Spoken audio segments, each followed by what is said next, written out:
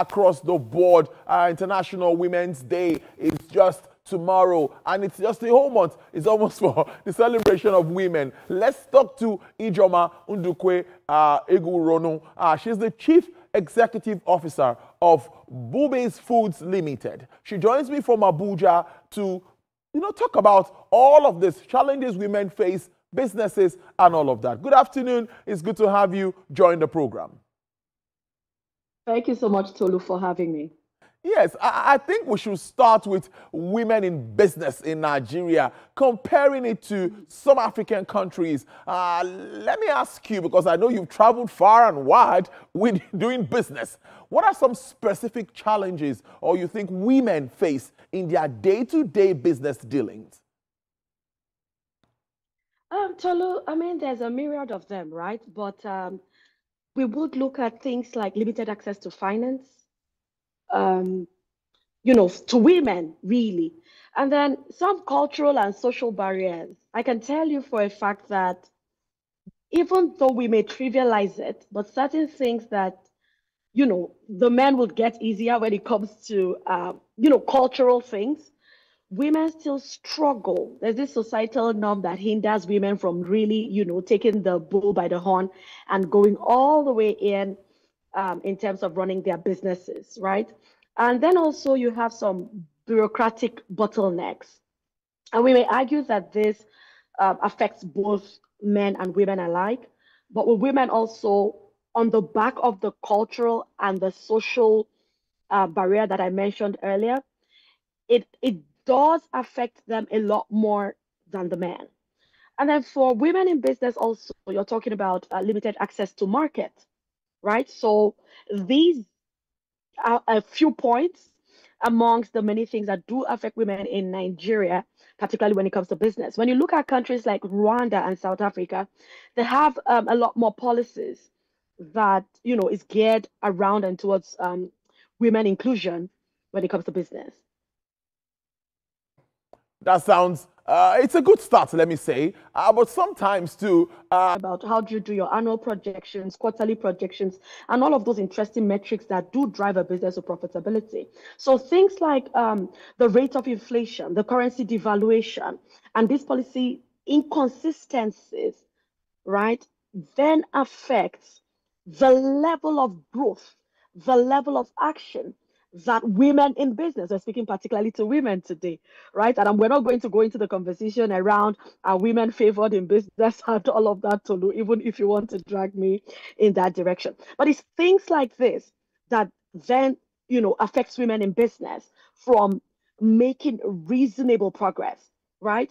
And in my opinion, is that to accelerate this action for gender equality in business, we need things like targeted financial inclusion strategies.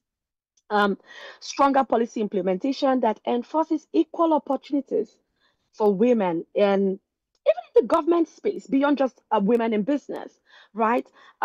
Digital and entrepreneurial education that will bridge the knowledge gap and the skill gap between execution to really bring these gains, the economic gains of women being in business to fore and to reality.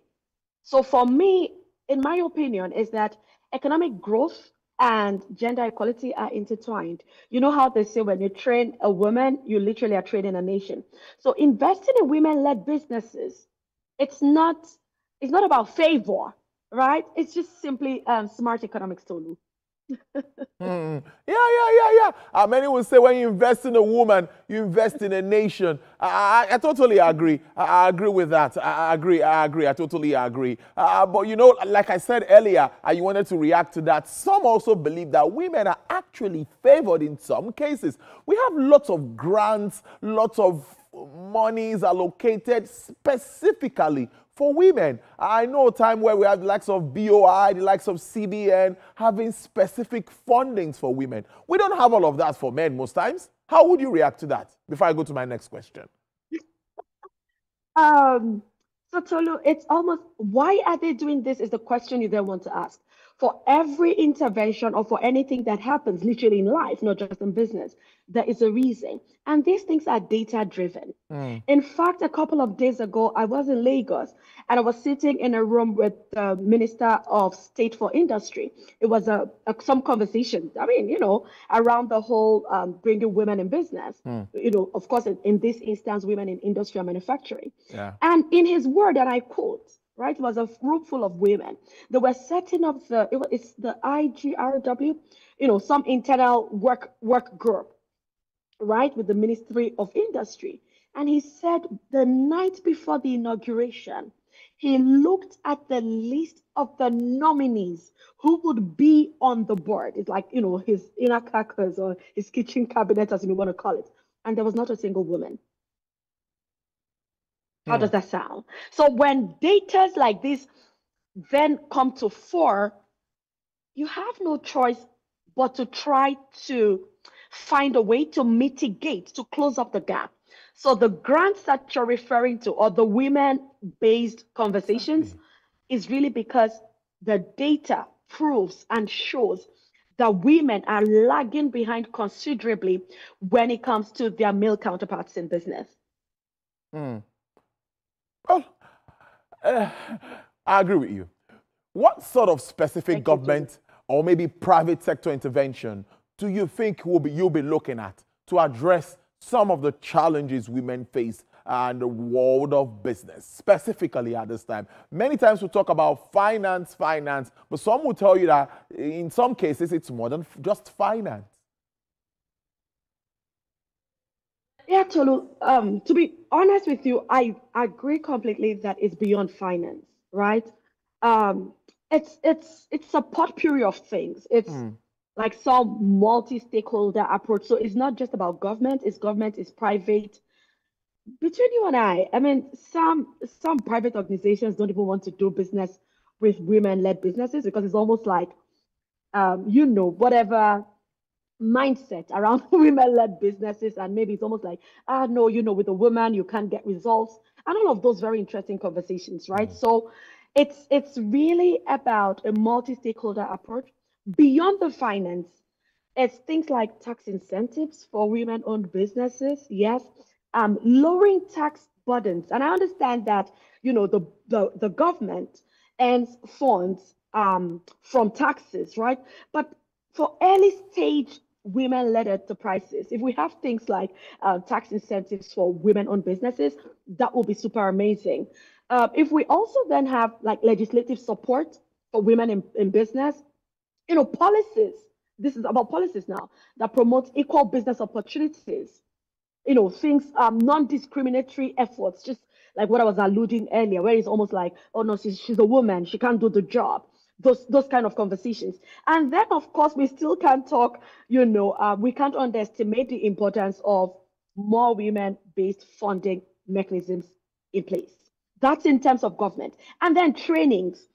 When it comes to private business, Tolu, one of the things in terms of HR and, the human capital that would work with you as a small business owner, you're already challenged because I mean, everybody who goes to school, graduates, and all of that is looking to work with the big corporations and the multinationals. I mean, if you get my point, right? And for you who's a small business owner, especially at the early stage, what can you really offer? What can you really do? So if we also have trainings in place, in my opinion, where no matter the cadre of people, I'm not asking that as a small business owner that you're, hiring bottom of the ladder, but I'm just saying, whatever you are then able to take from, I wouldn't want to say remnant that are not going to the big corporations and all of that, you're able to then train them, with the skills and skill sets needed to be able to accelerate action for the women-led businesses. That will be my take on that, Tolu.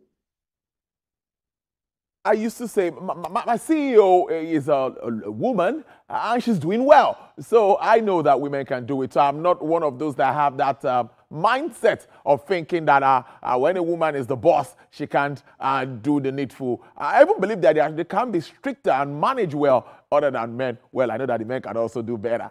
followed by women. But let's move forward. I'm also concerned really about scaling up business entities and meeting up with export demands. Yes, when I met you, you've been in the export space, doing pretty well, you know, and I would ask you, how well are we faring now at this time? My worry has always been standards. How competitive are we enough to take out the opportunities with AFCFTA? I want to see our products, just like yours, on the shelves when we go to the United States, when we go to anywhere we go to, you know, comparing with other products. When are we going to get to that point? I know some of our products are doing pretty well, but can we do better? No, the reality about life is that no matter where you are, you know, you can always do more. You can always do better. And I would say, you know, that sometimes it it may then fall on the back of the trainings that I'm talking about or that I had mentioned earlier, right? So if you don't even know what's obtainable, because the truth is, must you have traveled outside of the shores of Nigeria to be able to export? Absolutely not. So you may not be familiar with certain expectations, if that makes sense. And then also when we talk about the access to finance, to create standardized products, it costs money, right? I mean, now you're talking about my product, and then for those of us who are on the show who don't understand, I sell pap, akamu, ogi, right? Yeah. And I could have, at the point when I started the business over a decade ago, you know, look at it like, oh, it's just pap. But because from the get-go, my conversation in my head was, how do I package this product in a way that Africans in diaspora, because I mean, pap is not just a Nigerian meal. So South Africans, East Africans, you know, like people do take it in the way that they take it culturally, right? But just saying that if people are even aware of the standards, and I will tell you something. Somebody was talking to me the other day and was talking about our regulatory agencies like the NAFDAC. Yeah. We may say whatever we want to say about these agencies, but truth be told, and I understand all the bureaucracies and all of that, and I'm not even downplaying that. But I can say to you for a fact that these organizations, if for whatever reason you can follow their laid down rules and regulations, irrespective of the bottlenecks that you will meet, irrespective of the challenges that you know it may pose in following that, you would have you would make a lot of progress. And so I can say to you, when we did a whole container of pap, right, the 20-foot container of pap all the way to the US, nothing stopped the product from going to the US because we had followed all the processes. Right, and we're talking about AFCTA right now. So it's export. It's about inconsistent product standards. There are things in manufacturing. Who is training? So I'm speaking right now in terms of manufacturing, right? Because that's what I understand. You know, in terms of export, which is your question, we have huge export potentials. But who is training us in terms of what the requirements are, what the needs are, and then who is making sure so that by the time it gets to the ports, I mean, these products are going to leave from somewhere. So when it gets into whatever country, and I'll use the US, we export to Canada, UK, Australia, right? But I'll use the US, for example, right now, right? It's going to go through the processes, the FDA, the X-rays. It's checking things like what quantity of metal does this have in the food? I mean, food processing and packaging. So inconsistent product standards and quality control. Many SMEs struggle to meet the international certification requirements for very many different reasons. And then the branding. I'm a visionary, like most women in business, right? And then most business owners. A lot of times we are fixated on our vision for the product or the service that we're almost in a hurry to bring this to the market, if that makes sense, without really focusing on excellence. And then, of course, I've talked about the limited knowledge of export procedures and supply chain inefficiencies. So you don't even want us to talk about this last point. And I can tell you, we were doing this export, and our products, the container sat in the ports for 8 weeks. And by the time the product got to destination, it was close to my best before date. Hopefully, you understand what that means for the business. It was such a colossal loss. Yeah. So when we then talk about supply chain inefficiencies and export and how ready are we are making some progress. but we'll need to do like a whole lot more. Can imagine what that would look like. Oh, I already said that you're doing well regards to your packaging of your products. Not every player in the market can boast of that. Now you've talked about NAFDAC. I want to be specific about the Nigerian Export Promotion Council. Do you think they are doing enough? I know a lot of work is going on, but standards, certifications, and all of that. Do you think a lot of work is going on around that at this time? Yeah, I'm putting you on the spot, I know. Yes, you have. But in reality, they are doing some work. Honestly, I wish I'm one of those people who would sit here and then bash every government agency, but I But more wouldn't. needs to be done. Because also sorry, please, what did you But say? more needs to be done. Yeah, they're doing some work, but there's more need to be done. Absolutely. Sometimes, and I'm still going to make reference to the conversation, because like I said, it was just about 48 hours ago with the Minister of State for Industry, right? And we're talking about some MSME sensors where they will then have data of who these business owners are. Because according to the conversation, is that you go to an agency like Smeden, right? And there's no database because people are throwing around numbers. It's like, oh, we're 40 million SMEs and all of those interesting conversations. But then when you go to these agencies and ask, where's the data, right? You don't have things like that. I mean, not that you don't have things like that, but according to that conversation, is that you have a database of about 4 million SMEs. The question is, so where are the other 36 million and who's capturing them? Now, I said that to link it back to an organization like NEPC. So I've been privileged to go on an NEPC, which is the Nigerian Export Promotion Council sponsored export event, all the way in Miami, Florida, several years ago, right? And I know that a lot of these opportunities, and I know that they do these trainings, but the question is, how many people are beneficiaries of this? Because if you don't have the data, I'm so data driven, right? This is not about emotions, it's not about sentiments.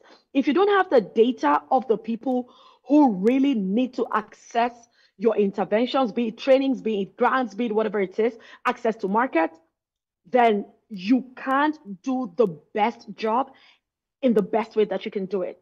So that will be my take when it comes to things like Export Promotion Council. And then one more thing. I mean, we're talking about them as Export Promotion Council.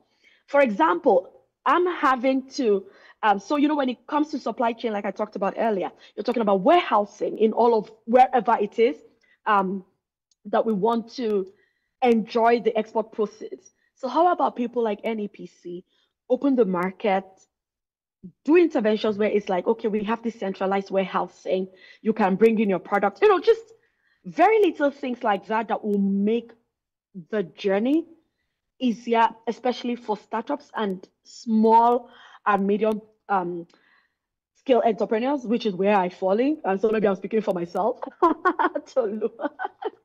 All right. So that will be my take around NEPC. All right, we have 1 minute to wrap this up now. What would be your message to business owners that would like to scale up, of course, and compete internationally?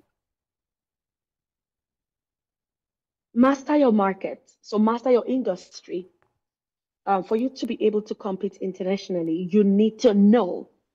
You need to know what it is that you're doing. You need to understand the needs of your customers. You need to understand the trends shaping your industry. So it's beyond, as CEO of your business, it's beyond just going into the office and, whatever it is. You need to be very knowledgeable. You need to be aware. We've talked also about, the quality of the packaging and the standards and all of that. So I would also say invest in quality. It may cost you, upfront, but then long term, you would, benefit a lot from investing in quality. Leverage technology. Leverage technology. Leverage technology. That's what it is. The world has gone far where you're talking about AI and all of those, very interesting conversations. Then you want to also build strong networks, right? Then think beyond borders. Think beyond borders. It's okay to start small, but just think big and think beyond borders. And last but not the least is resilience. I wish I could say that this journey is, the easiest. For example, with the pandemic, My business in particular was wiped out, literally. But resilience is that thing that even in the face of the challenges and the obstacles that you're being faced, you just keep going towards, bringing your vision to reality. So that would be my take, in terms of what I would say to any business owner who wants to compete internationally. Thank you so much for your time. I really do appreciate this. Ijoma Ndukwe Egoronu is our CEO, Bobes Foods Limited. Thank you, and a happy International Women's Day as we move on. Thank you so very much. Thank you so much, Tolu, for having me. All right.